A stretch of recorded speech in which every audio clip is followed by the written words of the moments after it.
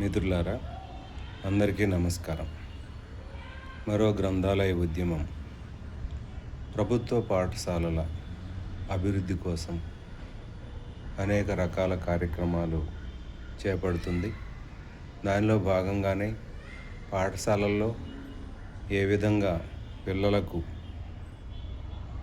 జాతీయ గీతం, వందే మాతరం, మా తెలుగు తల్లి, ప్రతిజ్ఞ ఇవి నిర్వహించాలి, ఏ విధంగా పాటించాలి అనే విషయాల మీద మాట్లాడుకుంటున్నాం.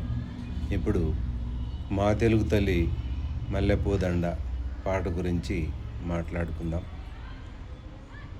సహజంగా పిల్లలు మా తెలుగు తల్లి మల్లెపూదండ అని అసెంబ్లీలో చెప్పడంతో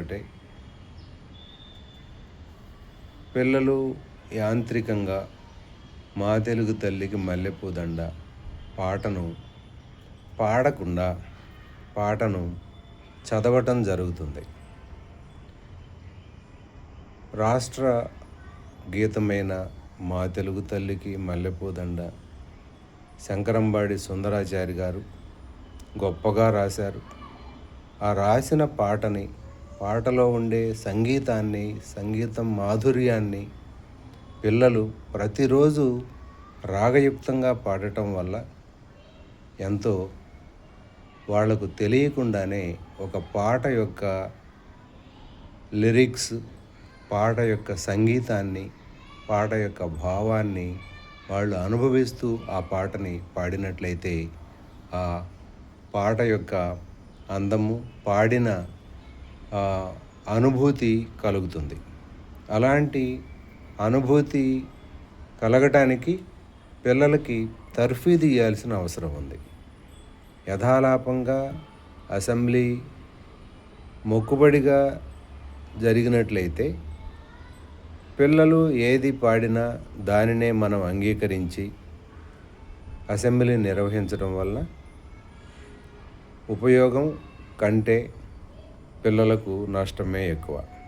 పాటని పాటగానే పాడించాలి. ఒకవేళ పాటగా పాడకపోతే మనము తరగతి గదుల్లో వాళ్ళని తర్ఫీదు చేయాలి.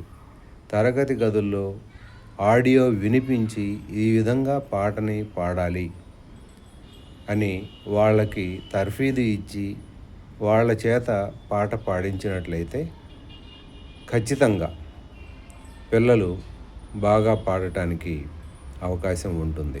కాబట్టి మా తెలుగు తల్లికి మల్లెపూదండ పాటను కూడా పిల్లలు చదవకుండా, అన్యమనస్కంగా పాడకుండా మనసు పెట్టి రాగయుక్తంగా పాడినట్లయితే ఆ పాట భావాన్ని, సంగీతాన్ని అర్థం చేసుకోవటానికి, వినడానికి వినసొంపుగా అందరూ కలిసి పాఠశాలలో అసెంబ్లీలో పిల్లలందరూ కలిసి పాట పాడుతున్నప్పుడు మనం ఎంతో ఆనందానుభూతులకి లోను అవుతాము.